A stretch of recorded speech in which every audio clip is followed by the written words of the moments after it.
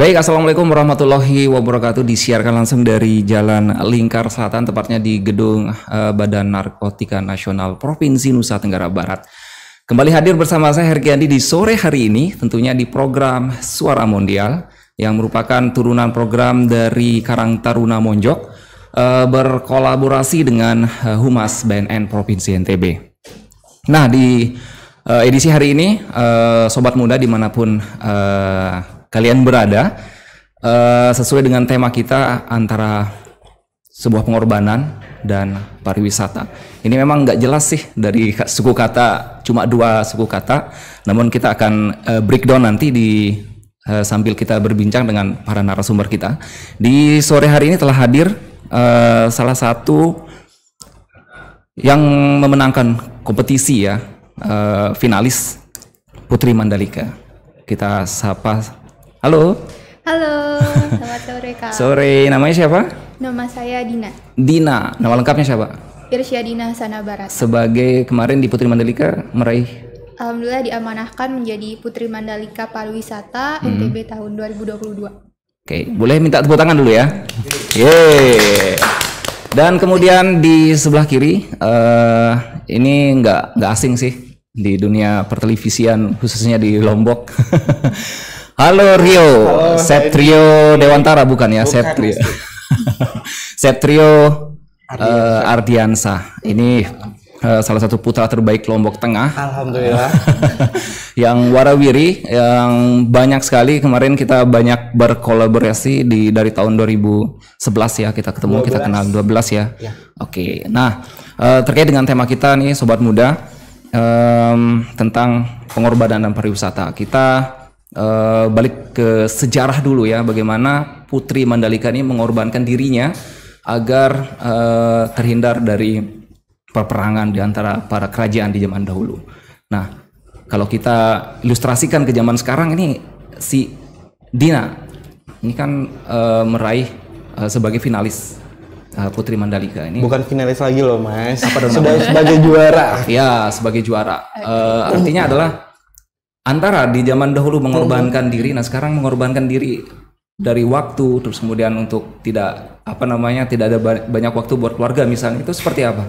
Saya ingin tahu dulu setelah menjandang sebagai juara itu seperti apa? Apakah ada beban berat nggak sih atau gimana? Iya, sebenarnya dari kata Putri Mandalika itu sendiri juga sudah sangat filosofis sekali ya Kak ya. Karena memang kalau kita lihat dari sejarahnya, Putri Mandalika itu sebuah cerita rakyat dari Nusa Tenggara Barat. Dimana kalau kita lihat kembali nih, Putri Mandalika itu rela berkorban demi kesejahteraan rakyatnya agar pada saat itu tidak ada peperangan di Tanah Sasak. Jadi kalau misalnya dibawa ke zaman sekarang nih, esensinya kenapa diadakan pemilihan Putri Mandalika dan apa fungsinya ada Putri Mandalika di Nusa Tenggara Barat. Itu sebagai wadah dan juga untuk mengajak generasi muda secara umum dan pada perempuan Nusa Tenggara Barat untuk dapat belajar lagi dari sejarah dan filosofis dari Putri Mandalika. Bagaimana kita dapat mengorbankan jiwa, raga, dan juga waktu kita dan mendedikasikannya untuk perkembangan Nusa Tenggara Barat. Jadi dari Putri Mandalika itu kita ada program kerjanya juga Kak, dan kita juga akan bekerja sama dengan banyak pihak untuk dapat bersama-sama memajukan Nusa Tenggara Barat. Karena memang itu tujuan kita, karena di regional sendiri, karena kita terinspirasi dari sejarah Putri Mandalika, maka kita harus menghidupkan kembali nilai-nilai Putri Mandalika itu di masa sekarang. Wow, luar biasa. Ada satu hal yang menarik kalau saya lihat sebagai Putri Mandalika ini lebih condong kepada brandnya untuk ujung tombak memperkenalkan pariwisata di Lombok Tengah gitu. Nah, sekarang kan ini lebih luas lagi Putri Mandalika NTB. Itu seperti apa sebelumnya? Sebelum Rio ya? Sebelum Rio ya. Katanya Dina. Saya cuma mendampingi dia saja sebenarnya. Oke, Dina, coba bagaimana supaya masyarakat juga stigmanya terhadap Putri Mandalika ini cenderung lebih kok cuma hanya sekedar di Lombok Tengah aja. Sekarang di NTB ini seperti apa? Apakah sama dengan Putri NTB yang lainnya misalnya, atau Putri Pariwisata juga misalnya, bukan ada Mandalikanya, seperti apa itu? Ya, jadi dulu kalau lihat dari sejarahnya pemilihan Putri Mandalika di Lombok ya, itu awalnya memang dari Lombok Tengah. Ya, dari situ waktu awalnya kita mengembangkan pariwisata Lombok Tengah. Kita belajar lebih dalam tentang Lombok Tengah dan juga kita belajar bagaimana caranya mempromosikan dan juga mengajak anak-anak Lombok Tengah terutama ya waktu itu untuk dapat mencintai pariwisatanya sendiri. Sehingga mereka nanti juga akan ikut untuk mempromosikan pariwisatanya. Tapi mulai dari sekarang, mulai dari tahun 2019 ya Kak ya.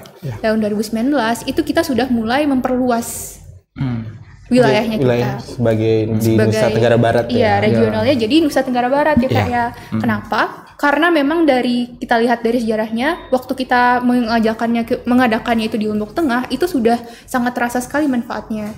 Baik bagi pemuda-pemudi Lombok Tengah yang jadi akan sadar akan pariwisatanya dan juga akan jadi sadar untuk mereka juga mempunyai peran untuk dapat berkontribusi mempromosikan dan juga memajukan daerah wisatanya. Maka dari itu kita memperluas lagi daerah kita menjadi Nusa Tenggara Barat karena dari esensinya itu bisa diharapkan untuk para pemuda dan juga perempuan Nusa Tenggara Barat dapat ikut serta bangga dengan pariwisatanya dan juga bisa ikut mempromosikan pariwisata Nusa Tenggara Barat. Jadi tidak hanya terbatas Lombok Tengah aja Kak ya. Itu bisa di Kota Mataram juga, Bima, Dompu, Sumbawa gitu. Jadinya lebih luas sekarang. Jadi lebih luas itu Kak. Karena iya, Nusa Tenggara Barat itu secara keseluruhan kan ada Lombok dan juga Sumbawa. Ya betul. Kalau kita lihat sebelum-sebelumnya kan hanya berkutat skupnya di antara Lombok Tengah aja. Iya. Kita nanti lanjut Dina ya ke Rio sebagai penyandang putra kebudayaan. Ini dia lebih seperti apa sih sebenarnya ketika terpilih, terus kemudian tugasnya seperti apa, kayak gimana? Tidak jauh seperti Dina, tugas-tugasnya sama juga sih. Kalau saya waktu itu awal mengikuti Putra Kebudayaan sebenarnya melihat dari satu tingkat sebelumnya ada namanya Niken. Ya udah lagi melihat ini adalah ajang baru, mencoba hal yang baru. Jadi why not kita mencoba gitu, supaya kita bisa tahu tentang budaya, bukan hanya budaya luar saja, tapi budaya kita nih yang di Lombok juga sangat bagus banget gitu loh Mas ya. Jadi setelah itu saya mengikuti ke tingkat nasional. Dari tingkat nasional banyak sekali yang harus kita sediakan, mulai dari kostum tradisional kostum yang di daerah, lalu ada pembekalan, lalu ada GR itu pun sampai jam 3 pagi, jam 2 pagi paling lama jam 3 kita cuma bisa istirahat 2 jam. Beberapa pegelaran acara di Lombok Tengah kemarin itu menampilkan kostum yang unik gitu. Nah, itu apakah merupakan bagian dari Putra Kebudayaan atau gimana? Kalau dirangkaikan dengan kebudayaan dari saya mungkin bisa juga karena itu juga budaya. Jadinya kita bertemakan kemarin deh Mandalika Fashion Carnival. Itu masih dalam rangkaian untuk pemilihan untuk rangkaian sebelum puncak Mandalika, bau nyalenya itu. Oh gitu. Berarti menjadi satu kesatuan berarti. Iya. Ini artinya pasti ada kayak semacam orang yang mengkoordinir. Itu sebutannya apa tadi? Paguyuban bukan? Paguyuban. Oke, itu berarti kalian berdua ini masuk atau salah satunya masuk paguyuban, apa namanya? Sebenarnya kita berdua termasuk dalam keluarga paguyuban. Kalau dibilang anggota terlalu jujur ya, jadi kita keluarga deh kita bilang gitu. Keluarga Paguyuban Putri Mandalika, dan ada satu lagi. Apa? Ada 2 paguyuban yang dipegang dari kami. Paguyuban Putri Mandalika sama Paguyuban Terune Dedara Lombok Tengah. Itu kita sudah menjadi keluarga besar. Jadinya kita merangkul adik-adik mulai dari SMA yang minimal usianya 17 tahun sampai dengan batas usianya 23 tahun supaya mereka juga bisa berpartisipasi untuk mengenal tentang pariwisata, tentang budaya, tentang kesenian, sejarah Lombok itu seperti apa. Pokoknya banyak hal yang kita pelajari di sana bersama. Dina, salah satu tugas ya tadi yang memang belum dijabarkan secara khusus misalnya. Tugas sebagai seorang putri Mandalika itu apa sih sebenarnya? Apakah hanya sebatas mengikuti seremonial para pejabat misalnya, menggelar acara atau apa? Yang lebih khususnya seperti apa? Iya, jadi untuk jadi Putri Mandalika itu, ketika kita sudah menjadi Putri Mandalika, itu kita sudah diamanahkan untuk berdedikasi kepada provinsi kita, Nusa Tenggara Barat, selama 1 tahun periode kepengurusan ke depan. Dan sebenarnya tidak hanya dalam 1 tahun itu saja, karena kita menjabat 1 tahun, tapi selamanya memang kita diwajibkan untuk menginspirasi. Memberikan inspirasi kepada masyarakat, pemuda ya? Iya, benar sekali Kak. Jadi untuk tugas menjadi Putri Mandalika, itu kita ada, untuk tahun 2022 ada beberapa program kerja yang kita lakukan. Yang pertama, kalau dari saya ini Putri Mandalika Pariwisata. Jadi tugasnya adalah untuk mempromosikan pariwisata dari Nusa Tenggara Barat. Jadi kita bekerja sama dengan berbagai pihak dan juga kita sendiri juga mempromosikan pariwisata Nusa Tenggara Barat, baik dari hal kecil dari media sosial kita maupun bersama dengan pihak-pihak yang lain kerjasama. Kemudian kita juga ada program kerja yaitu pengabdian masyarakat. Nah, untuk program kerja pengabdian masyarakat ini dapat kita laksanakan dengan cara peka terhadap lingkungan kita. Yang pertama, kita mengetahui dulu apa yang dibutuhkan oleh lingkungan kita di sekitar kita yang pertama.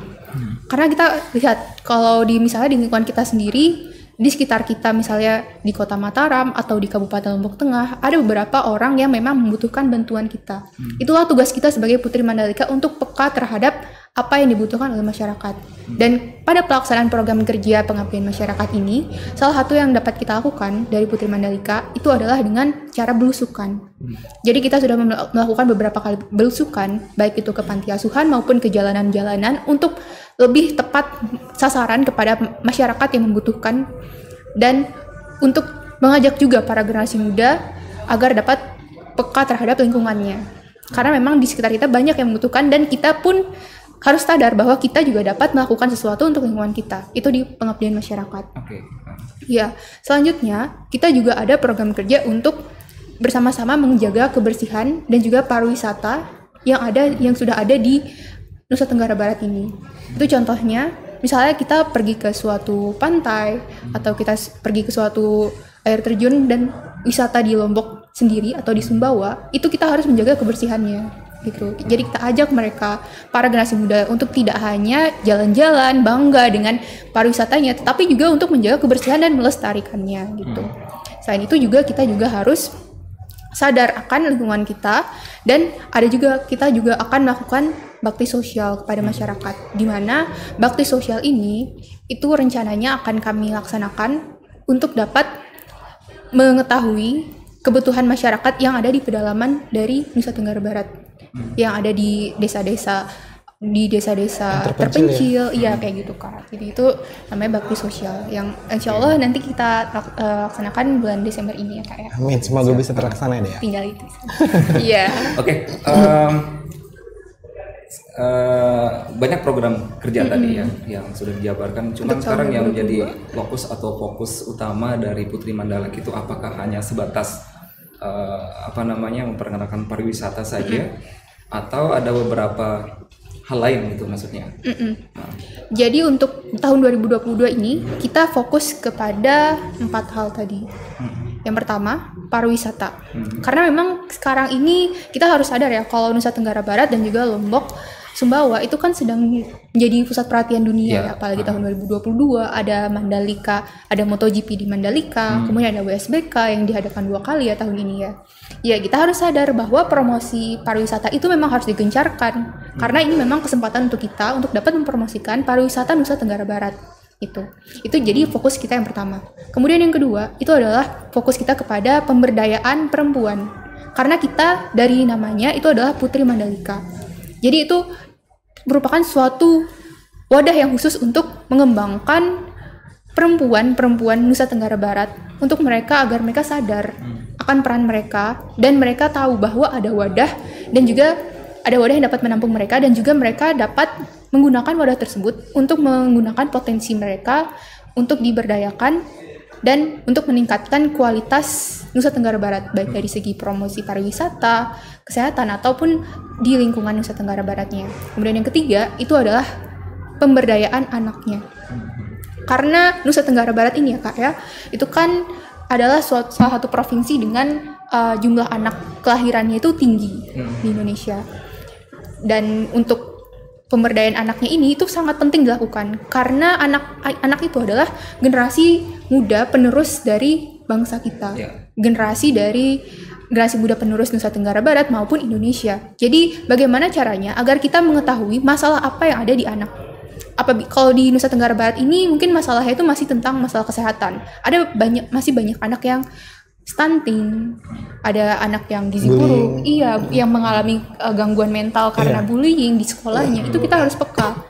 Jadi kemarin kita juga melakukan sebuah sosialisasi juga seminar untuk anak-anak untuk stop melakukan kekerasan atau kenakalan remaja pada anak usia mereka. Itu jadi fokus kita juga di poin ketiga, yaitu pemberdayaan anak. Karena memang kita penting sekali untuk dapat mengetahui isu-isu masalah pada anak dan juga untuk mengatasi isu masalah pada anak. Kemudian yang keempat, itu adalah tentang bagaimana caranya kita dapat menggunakan suara kita untuk dapat mengajak seluruh generasi muda, tidak hanya perempuan dan anak, tapi seluruh generasi muda di Nusa Tenggara Barat untuk peka dan ikut serta untuk meningkatkan kualitas pariwisata, kesehatan, dan juga lingkungan Nusa Tenggara Barat secara general, generasi muda secara general. Oke. Sobat muda, kalau emang ada pertanyaan misalnya bisa langsung dilayangkan di beberapa akun media sosial kita yang sudah live, baik YouTube, Facebook maupun Instagram. Saya ingin mendengar pandangan dari kalian berdua, dari Rio dulu. Iya. Rio, bagaimana sih pandangan Rio sekarang melihat pariwisata kita ini? Apa kira-kira yang perlu dibenahi? Ya meskipun prestasi yang luar biasa sebagai tuan rumah di MotoGP dan dibangunnya beberapa sirkuit di Sumbawa, di Lantan, kemudian Mandalika tentunya menjadi kebanggaan kita, itu apa kira-kira yang masih kurang? Kalau dari saya sih sebenarnya pandangan dari saya pariwisata sekarang sudah meningkat khususnya di Nusa Tenggara Barat. Namun yang menjadi apa ya? Mau pakai emosi dulu kan? Bukan, nggak pakai emosi. Kita pakai santai saja. Tapi sambil memikirkan gitu ya. Mungkin dari segi infrastruktur jalan yang mungkin agak kurang gitu ya. Harus diperbaiki karena akses menuju pariwisata itu kita harus benar-benar bagus gitu. Itu yang utama sebenarnya. Kalau masalah keindahan alam udah nggak usah diragukan. Jangan diragukan lagi. Sama keamanan mungkin ya sekarang sudah berkurang juga. Tapi setidaknya kita juga harus jaga-jaga gitu tentang keamanannya. Itu aja sih kalau saya. Infrastruktur ya? Iya, infrastruktur jalan sama keamanan. Oke. Tapi dari pengemasan di setiap destinasi misalnya, apakah masih ada yang perlu dibenahi? Karena banyak sekali laporan misalnya ada parkir liar misalnya, terus kemudian ya kalau masalah sampah misalnya itu nggak bisa tutup mata ya. Iya, benar. Itu persoalan klasik yang sampai hari ini belum selesai.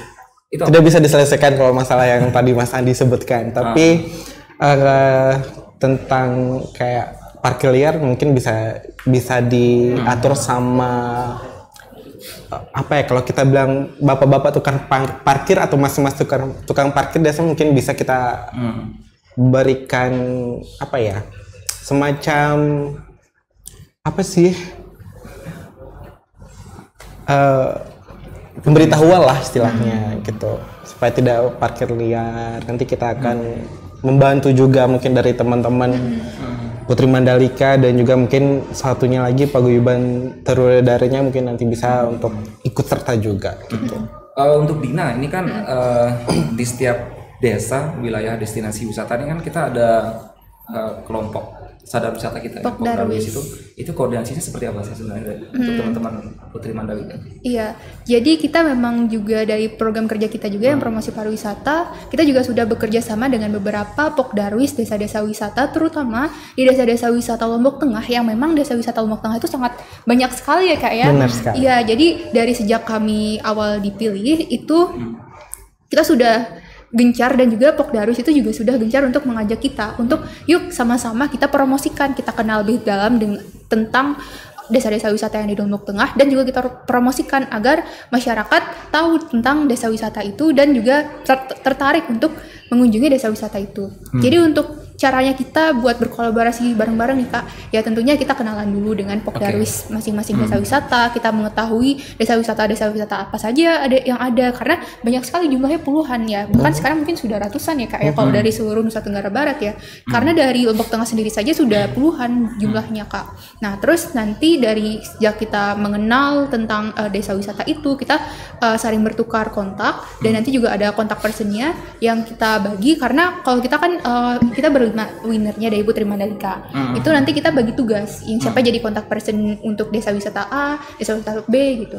Nah, ya, jadi nanti kita kalau misalnya ada program-program acara di desa wisatanya, kita juga ingin ikut turut serta untuk mempromosikannya, dan juga ikut turut serta terlibat dalam program-program dari desa wisata itu. Contohnya itu ada desa wisata Lantan ya Kak ya, sekarang udah terkenal dari motocrossnya. Itu dari awal tahun 2022 itu Kak, kita sudah mengikuti prosesnya yang awalnya mau awalnya itu adalah rencana untuk dibikin suatu sirkuit ya untuk motocross yang beda ya kayak MotoGP. Kalau ini kan lebih ke adventure ya, lebih tanahnya itu lebih ke alam banget, lebih ke alam banget. Sampai sekarang itu sudah mulai dilaksanakan ya motocrossnya itu di Lantan, motocross 459 itu. Mungkin nanti teman-teman juga bisa langsung ke desa wisata Lantannya, terus kita juga ikut dalam menyaksikan acaranya, gimana sih motocross itu bedanya sama MotoGP apa, kayak gitu. Kita bisa langsung saksikan di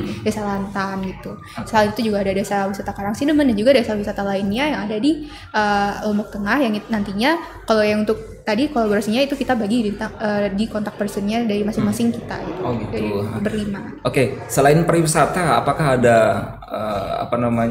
hal lain yang menjadi target, misalnya kan di daerah kita ini banyak sekali para UMKM, salah satunya mungkin ini ya. Ini ada Ombak Food ini namanya. Apakah ini masuk dalam program kerja kalian ya untuk memperkenalkan UMKM kita? Itu seperti apa? Apakah hanya sebatas pariwisata saja atau ada UMKM juga digandeng juga mereka atau gimana?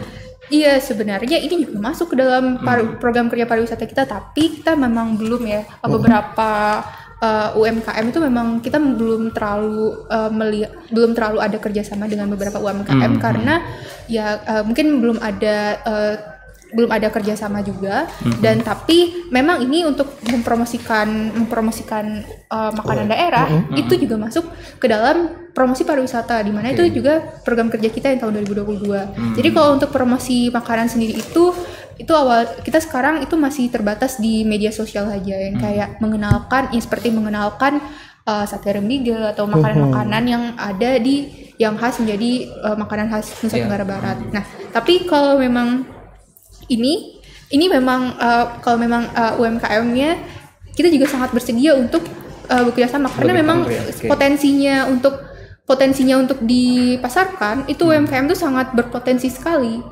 Ya, kita harus sadar juga kalau Nusa Tenggara Barat ini itu mempunyai banyak sekali makanan-makanan khas ya Kak ya. Dan UMKM-nya itu sekarang juga sudah sangat kreatif untuk menyajikan makanan-makanannya dalam bentuk packingan. Itu salah satunya seperti Ombak Food ini ya Kak ya. Ombak Food ini ada beberapa jenis, ada jahe gulung, kemudian ada duri ikan, dan juga bahkan ada yang dari pelecing kangkung. Jadi itu sangat menarik sekali itu.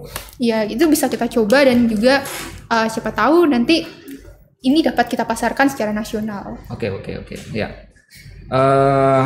Sambil kita berjalan ya, mudah-mudahan UMKM kita ini banyak yang ini, maksudnya belum banyak terdata sih sebenarnya. Karena kita jalan-jalan misalnya ke tempat pariwisata, terus kemudian ke toko souvenir itu kan memang banyak belum dikenal oleh masyarakat kita gitu.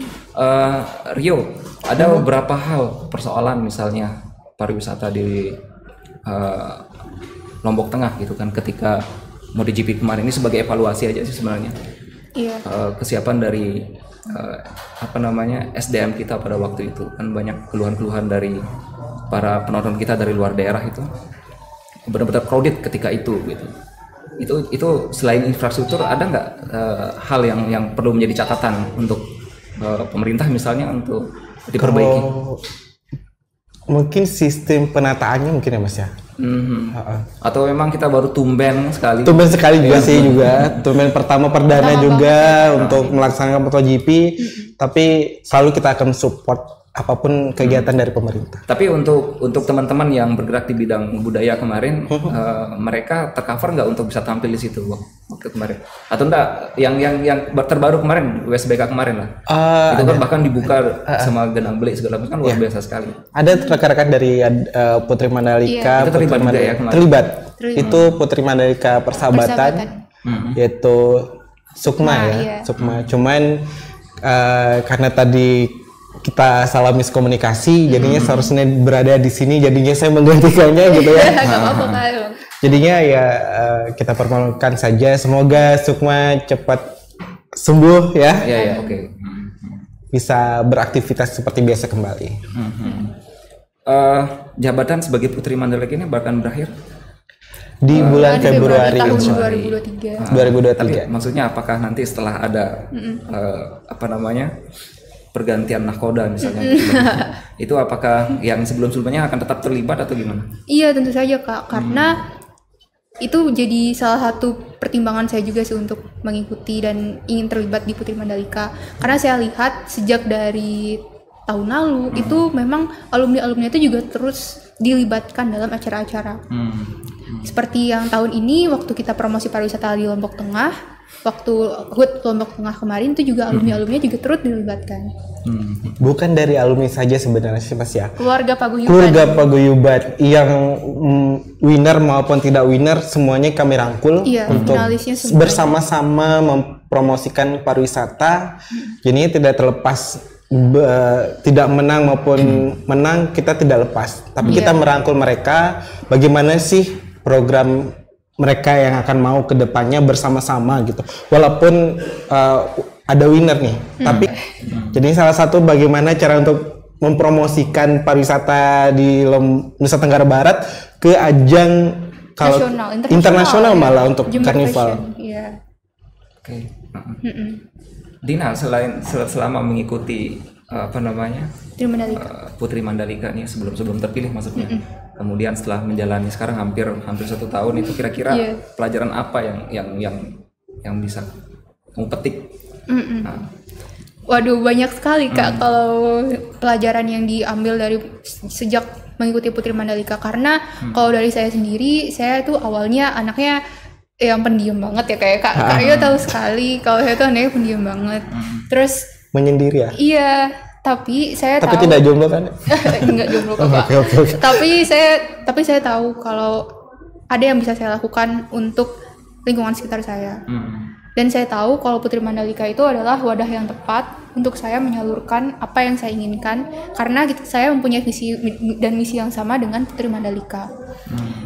Jadi dari Putri Mandalika ini, saya mulai belajar untuk bagaimana caranya berkenalan, sesederhana berkenalan dengan orang, kemudian mengetahui bagaimana caranya kita harus berekspresi, berkomunikasi dengan berbagai macam tipe orang, itu bagaimana caranya kita berkomunikasi pada dasarnya kepada orang. Karena untuk dari menjalankan amanah menjadi Putri Mandalika itu sendiri, kita harus mengajak juga, kita harus berimpact, memberikan pengaruh kepada orang untuk dapat mempromosikan dan mengerti program kerja yang kita bawakan, yaitu esensinya kita menjadi Putri Mandalika. Itu yang utama, dan yang saya rasakan begitu banyak yang diri saya yang berubah dari awalnya sebelum mengikuti Putri Mandalika, kemudian saat karantina, dan sampai sekarang menjadi Putri Mandalika, itu merupakan suatu perubahan yang sangat berarti, dan saya harap dapat memberikan pengaruh juga kepada lingkungan sekitar saya, terutama perempuan dan juga anak-anak. Gitu. Dina juga termasuk tipikal benar-benar pendiam sekali ya. Dulunya dari awal dia memasuki pertemuan pertama, saya memerhatikan anaknya pendiam banget ya. Tapi kalau kita bilang diartikan dengan kata-kata yang sekarang, diam-diam menghanyutkan. Iya mungkin ya. Bener deh. Pertama Dina cara jalan masih kaku dulu. Iya benar banget. Catwalknya, lalu oh iya, kita juga diajarin itu. Lalu sering sering menyendiri kadang-kadang. Kasihan banget ya. Tapi kalau dari segi public speaking, dari yang lainnya dia sudah ada. bakatnya dia sendiri sudah ada, cuman pendiam aja sih. Gitu. Tapi sekarang alhamdulillah dia sudah sekarang. Iya, berkat diasah juga kayak apa paguyuban itu dengan sabar karena capek juga rasanya. Tadi saya dengar ada 5 bagian dari Putri Mandalika itu. Itu apa aja? 5 bagiannya itu ada Putri Mandalika, yang winnernya. Ya, terus pariwisata sebagai runner up 1, kebudayaan sebagai runner up 2, ada favorit dan persahabatan juga Kak. Persahabatan runner up 3. Oh iya. Persahabatan baru favorit. Iya. Itu masing-masing punya tugas yang beda-beda juga. Itu kayak gimana? Misalnya kayak persahabatan maksudnya kayak gimana gitu? Kalau persahabatan itu dia dipilih sesama finalis. Sesama finalis. Maksudnya untuk ketika dia menyandang gelar itu tugasnya itu apa gitu maksudnya? Sebenarnya kalau tugasnya sama aja sih, cuman title-nya mereka yang berbeda. Tapi tugasnya bersama, bagaimana caranya untuk mempromosikan pariwisata, bukan pariwisata aja, tapi budaya, kesenian yang ada di Nusa Tenggara Barat khususnya. Iya, kalau untuk tahun ini Kak juga kita karena berlima, jadi kita juga membagi program kerja gitu Kak. Kalau untuk persahabatan sendiri itu penanggung jawab di program kerja untuk melestarikan dan menjaga pariwisata. Jadi kan ada 2. Itu yang pertama untuk promosi pariwisata, itu untuk runner up 1. Kalau untuk yang menjaga dan melestarikan pariwisata itu untuk Putri Mandalika persahabatan gitu. Jadi masing-masing dari Putri Mandalika yang untuk Putri Mandalika winnernya itu untuk yang pengembangan pengabdian masyarakat, pengabdian kepada masyarakat. Kemudian yang kedua untuk promosi pariwisata. Kemudian yang kebudayaan itu untuk bagaimana caranya menyuarakan. Jadi itu ada nama program kerja seperti yang menangani tentang live Instagram atau podcast itu tentang yang menyuarakan tentang urgensi dan isu-isu yang ada di Nusa Tenggara Barat. Jadi bukan hanya pariwisata saja, tapi yang ada isu-isu yang sedang meningkat, sedang banyak diomongi di Nusa Tenggara Barat itu tugasnya kebudayaan. Kemudian yang persahabatan itu untuk menjaga, bagaimana cara menjaga dan melestarikan pariwisatanya. Dan yang kelima itu yaitu favorit, itu bagaimana caranya agar Putri Mandalika ini juga tetap dikenal di media sosial. Jadi penanggung jawab di media sosialnya. Gitu. Kalau terkait dengan program kerja misalnya, apakah kalian berlima ini yang rembuk misalnya untuk menulis program kerja selama setahun, atau memang ada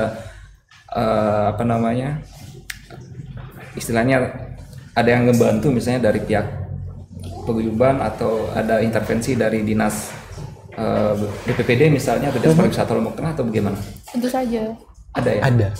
Ada ya. Maksudnya program kerja yang sekarang apakah sama dengan program kerja sama Putri Mandalika sebelumnya? Sebenarnya kalau program kerjanya kurang lebih sama, tapi kalau untuk sekarang itu kita juga menurunkan dari program kerja yang sudah ada dari tahun sebelumnya, kita bagi per penanggung jawab.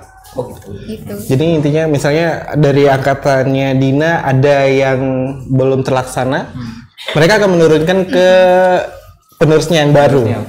Pokoknya kan seperti begitu. Setiap tahunnya.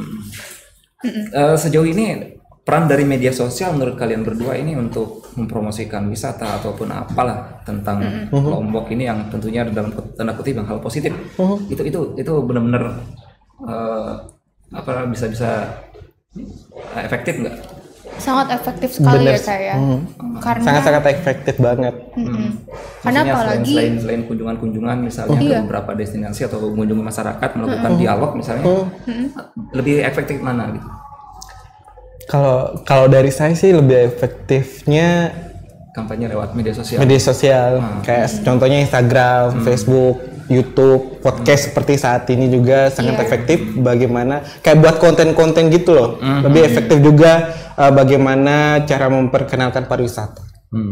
Iya, tapi bukan berarti aksi sosial yang secara interaksi langsung itu tidak kurang efektif daripada media sosial, bukan berarti seperti itu. Jadi kita bisa menjalankan keduanya, karena apabila dijalankan keduanya, maka keduanya itu dapat menghasilkan suatu hasil yang harmonis ya Kak ya. Seperti yang kemarin, misalnya kalau kita sehabis menjalankan program kerja seperti seminar untuk anak SMP tentang pencegahan kenakalan remaja, ataupun ketika kita mempromosikan desa-desa wisata, itu juga kita upload lagi kontennya, kita unggah lagi di media sosial agar masyarakat media sosial, netizen media sosial tahu apa yang kita lakukan dan dan terkena juga tentang pengaruh-pengaruh dan dapat dipengaruhi oleh apa yang kita lakukan. Pengaruh baik itu dapat ditularkan gitu dari media sosial, karena itu lebih mudah untuk sekarang ya, zaman sekarang, karena anak-anak muda pasti pada punya media sosial kan gitu. Jadi kita harus kasih tahu nih, kita bisa lakuin ini nih di lingkungan kita kayak gitu. Ini secara pribadi ya, ada nggak misi khusus ketika mengikuti Putri Mandalika? Ada nggak misi khusus yang ingin dicapai? Dari pribadi sendiri nih Kak? Pribadi. Iya, kok. Mungkin secara kelembagaan kan sudah ada program kerja misalnya, tapi secara pribadi ada nggak? Iya, itu kan kira-kira kalau ya, makasih Kak. Kalau secara bersama-sama ya, kita bekerja berlima ya Kak ya, untuk tahun ini, dan juga dengan final-final lainnya juga tentunya. Kalau untuk pribadi dari saya sendiri, salah satu alasannya kenapa saya juga ingin ikut Putri Mandalika, itu karena saya melihat juga kalau saya sebagai perempuan dan dari lingkungan saya di sekitar saya, perempuan-perempuan di sekitar saya sadar kalau saya sebagai perempuan itu juga mempunyai peran di lingkungan masyarakat. Begitu pula perempuan-perempuan yang ada di sekitar saya mempunyai perannya dan dapat berkontribusi secara nyata di lingkungan masyarakat. Bagaimana caranya? Caranya adalah dengan yang pertama itu sadar dulu tentang peran kita yang dapat kita lakukan di masyarakat. Karena berbagai macam orang, berbagai macam perempuan, tipe-tipe manusia itu juga semuanya mempunyai keunikannya masing-masing. Jadi kita harus sadar apa yang harus bisa kita lakukan di masyarakat. Apa nilai-nilai yang dapat kita salurkan juga di masyarakat. Jadi kalau untuk saya ingin agar saya dapat berkontribusi secara nyata untuk meningkatkan pariwisata dan meningkatkan kualitas kesehatan masyarakat kita di Nusa Tenggara Barat, maka saya mencari wadah untuk dapat menyalurkan minat dan potensi saya, yaitu dengan mengikuti Putri Mandalika.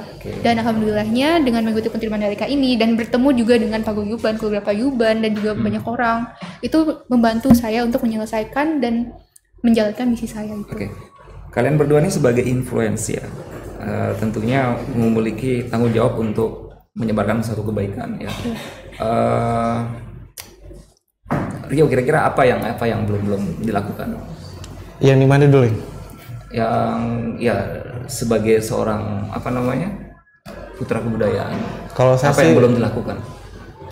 Kalau belum dilakukan banyak sekali sih. Ini kan maksudnya kalian berdua kan istilahnya memiliki akses yang begitu mudah, misalnya berhubungan dengan pemerintahan misalnya, kemudian begitu mudah untuk bertemu dengan masyarakat, apalagi orang yang memiliki pengikut di beberapa media sosial yang begitu banyak misalnya seperti itu. Kira-kira kan gampang sekali untuk menginfluence orang gitu maksudnya. Sebenarnya rupanya aja dari kalau dilihat rupanya saja yang mudah gitu ya. Tapi di belakang ya lumayan kerja keras. Ya banyak banget tugas-tugas yang harus belum tercapai. Tentunya untuk menggerakkan para pemuda untuk ikut serta, tentunya mendorong pariwisata yang ada di Nusa Tenggara Barat. Tentunya itu yang mereka ini kayak semuanya hanya bermodalkan main gadget saja, tapi tidak peka dengan bagaimana sih efek dari gadget itu tersebut. Nah, jadinya kurangnya terhadap pariwisata yang ada di Nusa Tenggara Barat. Kalau Dina gimana? Kalau mendapat setelah terpilih sebagai Putri Mandalika, tentunya akses itu kayak gampang sekali gitu maksudnya. Itu apakah lebih banyak aktivitasnya lebih efektif di media sosial atau gimana? Untuk saat ini gitu, apakah? Untuk saat ini. Ada program tersendiri misalnya di akun media sosial pribadi? Media sosial pribadi, bukan di Putri Mandalikanya. Sebenarnya kalau dari saya sendiri ya memang kalau dilihat sampai sekarang dari awal dipilih sampai sekarang ya pasti ada banyak kekurangan yang sangat ingin dilakukan lagi kan. Tapi kalau untuk dari pribadi sendiri saya sudah mempromosikan pariwisata dengan berkunjung ke destinasi wisata, kemudian juga mengajak teman-teman untuk berkunjung juga dan juga melestarikan dan menjaga keindahan pariwisata kita. Dan untuk yang belum terlaksana sendiri dari Putri Mandalika, itu adalah bakti sosial ke daerah pedalaman ya dari Nusa Tenggara Barat. Jadi sasaran kita itu adalah desa-desa pedalaman dari Nusa Tenggara Barat, dan kita lakukan identifikasi dulu ke apa yang dibutuhkan di desa itu. Mungkin ada sembako atau kekurangan makanan-makanan yang bergizi untuk anak-anaknya. Apakah di suatu daerah desa itu kasus stuntingnya masih tinggi, itu kita identifikasi dulu masalahnya apa, dan baru kita rencanakan bagaimana caranya menyelesaikan masalah yang ada di desa itu. Jadi kita lakukan bakti sosial juga, dan itu rencananya kalau bisa Desember ini. Semoga terlaksana Desember. Iya, karena udah akhir tahun juga. Saya nggak apa namanya, kalau orang-orang mikirnya pasti berkutat hanya pariwisata di Lombok saja, atau kalian pernah nggak ke Sumbawa misalnya untuk promosi wisata mereka di sana? Ada nggak itu? Iya. Sudah ada gitu maksudnya? Kalau untuk dari Sumbawa sendiri, memang kita juga sudah ada dimasuk di program kerja kita, karena dari awal kan itu sudah masuk ke Nusa Tenggara Barat, Lombok dan Sumbawa itu juga turut kita promosikan. Ya, itu juga kita perlu bantuan dan juga kerjasama juga dari berbagai pihak juga ya Kak ya. Jadi untuk sekarang, untuk dari Sumbawa itu kita masih mempromosikannya itu melalui media sosial. Tuh. Dan kalau untuk mengajak masyarakat-masyarakatnya untuk bisa lebih kenal dan juga lebih tahu tentang pariwisata yang ada di Sumbawa. Ya seenggaknya mungkin sudah hafal ya apa potensi yang ada di Pulau Seberang sama Lombok sendiri. Iya. Karena kalau untuk mengenal mungkin kita sudah ada finalis-finalis yang lain. Iya, ada juga sekarang dari Dopu. Kan dari Dopu, Sumbawa, Bima. Oh gitu. Jadinya mungkin nanti kita minta bantuan dari rekan-rekan finalis yang berasal dari Sumbawa, Bima, Dompu, gimana sih pariwisata di sana gitu kan. Misalnya kalau kekurangan, nanti kita akan berkoordinasi dengan rekan-rekan paguyuban yang ada di sini, dan kita mungkin bisa saja kalau ada dukungan dan support, kita akan langsung menuju ke lokasi gitu. Oke. Iya. Sebagai seorang yang terpilih misalnya mewakili itu, dan ajang-ajang ini kan kayak menguras energi ya, kita harus belajar banyak tentang latar belakang Putri Mandalika, terus budaya-budaya yang ada di Indonesia. Misalnya kayak Rio kan secara nasional sudah go ke situ gitu maksudnya. Ada harapan khusus nggak? Rio deh dulu. Dina dulu deh. Harapan khusus ketika mengikuti Putri Mandalika. Ya seenggaknya setelah terpilih. Kira-kira apa yang ingin diinginkan gitu? Iya, harapannya secara pribadi. Banyak sekali harapan yang saya letakkan ketika saya mengikuti dan juga akhirnya dipilih menjadi Putri Mandalika. Yang pertama, agar seluruh pemuda maupun pemudi, terutama perempuan di Nusa Tenggara Barat, itu sadar akan perannya dan tahu bahwa setiap manusia, setiap perempuan itu mempunyai keunikannya sendiri masing-masing. Sebenarnya tidak harus untuk mengikuti Putri Mandalika untuk dapat berkontribusi secara langsung di masyarakat. Karena kembali lagi, perempuan semuanya itu memiliki keunikannya masing-masing. Jadi kita harus sadar dulu apa yang menjadi keunikan kita dan apa yang bisa kita lakukan untuk masyarakat. Dan kemudian saya juga ingin untuk mengajak seluruh perempuan di Nusa Tenggara Barat untuk mencari wadah yang dapat menyalurkan minat dan bakat mereka sesuai dengan potensi mereka masing-masing. Kemudian saya juga ingin agar anak-anak di Nusa Tenggara Barat yang jumlahnya itu sudah sangat banyak ya, dan tingkat kelahiran di Nusa Tenggara Barat itu juga sangat tinggi, itu dapat menjadi anak-anak yang sehat. Yang pertama adalah anak-anak yang sehat, yang bebas dari angka stunting, kemudian bebas dari angka gizi buruk, agar mereka nantinya akan tumbuh menjadi generasi muda yang hebat, generasi muda yang unggul dan mampu bersaing di kancah nasional maupun internasional. Sebenarnya untuk harapan saya yang secara khususnya, secara sederhana juga itu pemberdayaan perempuan dan juga anak. Oke, Rio mungkin bisa. Kalau harapan saya adalah tentunya kita bersama-sama untuk menjaga, melestarikan pariwisata, budaya, kesenian yang sudah kita miliki dari zaman dulu sampai dengan zaman sekarang. Kita sama-sama menjaga dan melestarikan. Itu saja sih harapan yang dari saya. Tidak muluk-muluk, tidak ingin yang besar, tapi paling tidak satu kata bersama atau dua kata sama-sama melestarikan dan menjaga, itu yang terpenting mungkin buat saya. Oke, betul dong. Sesuatu yang sangat menginspirasi ya anak-anak muda kita, begitu memiliki nilai juang yang sangat tinggi ketika terpilih sebagai Putri Mandalika, terus kemudian Putri Kebudayaan, yang tentunya ini untuk mengemban tugasnya nggak gampang ya, nggak mudah gitu kan, karena selain tenaga, pikiran juga saya ruwet gitu ya. Bagaimana supaya sinkron antara waktu untuk secara pribadi maupun untuk organisasi ataupun sebagai orang yang tentunya harus memiliki nilai untuk menginfluence atau mempengaruhi teman-teman yang lain. Yang jelas sekarang kalian berdua ini sepakat untuk perang melawan narkoba ya tentunya ya. Iya dong. Karena kita sebenarnya juga sering bekerja sama dengan BNN untuk di finalis juga kita memberikan materi tentang pencegahan narkoba ya. Remaja. Yuk. Ya, sudah banyak ya kita obrolin ya. Saya seberharapnya beberapa finalis apa namanya? Putri Mandalika yang lain bisa hadir, cuman karena ternyata sakit ya hanya ini yang hadir ya. Semoga obrolan kita sore hari ini bisa bermanfaat untuk kita semua, dan tentunya Suara Mundial bakalan hadir setiap hari Rabu ya jam 5 sore. Jadi bagi sobat muda yang ingin bergabung misalnya bisa cek live streaming langsung di akun media sosial Humas BNN Provinsi Nusa Tenggara Barat.